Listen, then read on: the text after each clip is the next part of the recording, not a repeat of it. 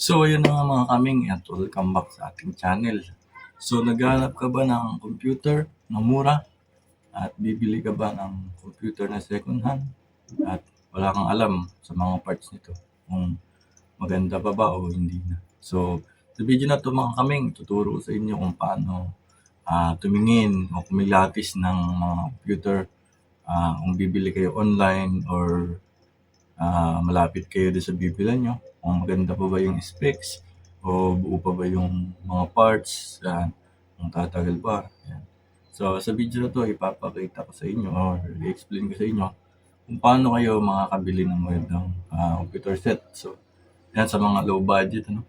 So sa mga hindi kaya ng brand new at sa mga computer parts na bibilin mo, GPU, motherboard, processor, RAM, kung ano man parts ng computer. Yan, base. So sa video na to ipapakita ko sa inyo kung paano kayo magkaka-idea sa mga parts ng computer. So disclaimer lang, ang video na to para to dun sa mga hindi nakakalam at walang alam sa mga parts ng computer. Sana makatulong itong video sa inyo na i-vlog natin ngayon. So kung bago ka pala sa channel ko, kung pala si Jiming Tech, nag-upload ako ng mga ganitong video na pwede makakuha ng idea at i-share sa inyo ang aking experience mga kami. So, papaalala lang ako saglit. So, nag-start ako sa computer nung business, yan, PCNet business, yan. Kaya, isa po akong computer technician na loob ng 9 years na experience sa computer ay babahagi ko sa inyo kung ano yung mga natutunan ko at mga nalalaman ko sa video na ito. Yan. So nag-start ako 2016 ng PCNet. Nalugi ako ng pandemic 2021 na dati. So ngayon bumalik ulit. Yan. So okay, start na tayo kung paano ba makilatis or paano ba bumili ng second hand na computer kung maganda pa ba siya o hindi na. So okay. So simulan na natin. So ayun, unang titingnan nyo sa computer syempre, kung bibili kayo ng mga second hand ay yung mga physical appearance or yung itsura ng mga computer. Kung may mga kalawang na ba, makinis pa ba, may mga scratch. Ayan, yun yung isang doon ka magbe-base yung unang pagtingin sa kanya ay kung tingin mo medyo okay, tas maraming ilaw. Ayan. So hindi lang sa ilaw makikita yung mga specs ng computer, no? Sa mismong processor or motherboard. Yan yung pinatitignan nyo. At saka RAM, saka yung mga hard disk, SSD, HDD. Yan. Yung HDD, hard disk drive, yung SSD, solid state drive, yung mga tawag sa kanya. So ang tawag sa computer unit ay marami kasing nakakalam ay CPU lang. So yun yung pinakang tawag sa computer. Pag may CPU ay computer na yun. So kung marunong ka at alam mo yung tawag sa computer ay, ang tawag sa computer ay system unit. Yan. Yan po yung tamang tawag, hindi CPU. Ang CPU po kasi ay Central Processing Unit. Yun po yung processor, yung pinakang utak po ng computer, ano. So, yan. Pag bibili kayo, siyempre online o kaya pupuntahan nyo, pick up. Dapat alam nyo yung issue o kaya magbasa kayo. Minsan kasi naka-note na yan. Yung price, location, issue, yan. Yung mga yun, minsan kasi pag nag-post ka, so Facebook Marketplace, tatanungin pa yung location, tsaka yung issue, tsaka yung mga ganyan ba. Pag bibili ka ng computer. Ayan. So, ang unang titignan nyo yung specs, syempre. Pangalawa na pala. So, yung una yung physical appearance nyo kung maganda pa. Siyempre, lahat naman ng customer o bibili, gusto siyempre maganda. Pero, yung budget mo dapat akma rin dun sa bibilin mo. Kasi kung gusto mo ng magandang PC tapos yung budget mo hindi naman afford mo sa maganda, wala, hindi ka din makakabili. Makakabili ka man, mai-scam ka. Ayan, yung mga naghahanap ng mga murang PC as low budget. Meron naman talaga mga low budget. So, gusto mong kumuha, bumili kung wala kang idea, pwede mo akong chat or PM sa page natin. Yan. Bebenta rin naman ako mga budget friendly PC na second hand. So, yun. Tignan mo yung specs ng computer mo kung saan mo ba siya.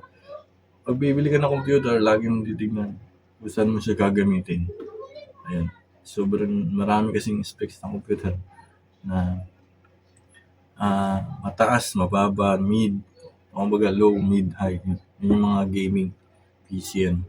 So, lagi mong i-consider na bakit ka bibili ng PC, saan mo siya gagamitin. Ayan. So, kung nakapag-decide ka na, ang latest kasi ngayon nasa DDR5 memory or nasa ano ba ito? Wala pa kasi, di pa kasi ako naka-encounter ng DDR5 na board. Ayun yung mga i5 14 Gen, 15 Gen, Ryzen, I think nakalimutan ko. Mga Ryzen. So, DDR4, yung mga magaganda pa ngayon, DDR4. Yung mga unit ko, DDR4. So, nag-start kasi ako dati, mga DDR3. Yung mga memory. Yung parang generation kasi yun ng mga computer. Ngayon, nasa DDR4 na tayo, tapos may DDR5 na. So, yun mga DDR5, medyo pricey na siya.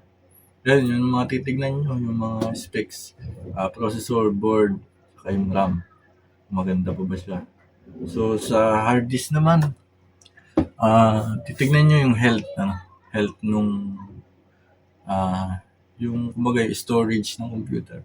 Meron kasi yung tinatawag na health tsaka performance. So, yung health, yung buhay nung storage. 100% dapat. Yung performance niya, 100% din dapat. So, ipapakita ko sa inyo kung paano makita ito. Meron ako dito.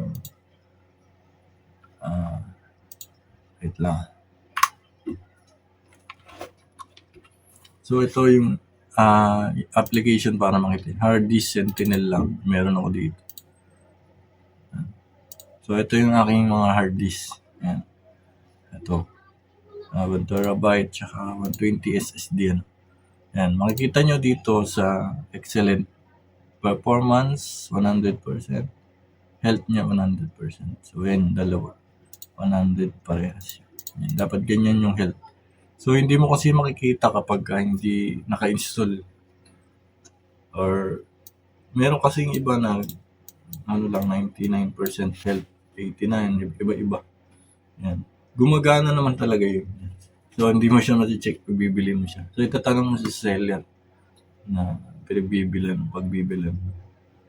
Kung ilang health na lang performance.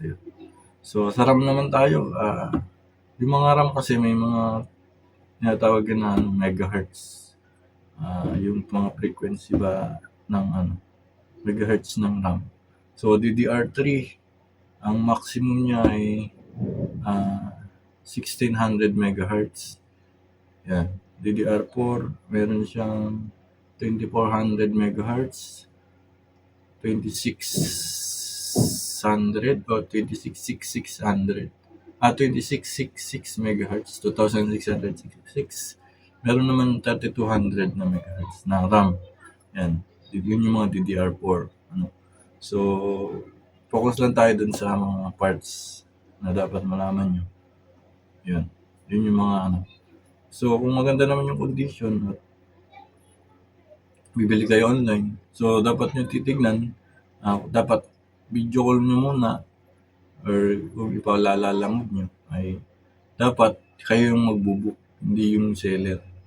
Yung bibili, halimbawa kayo yung bibili, kayo yung magbubook ng lalamove o kaya LBC.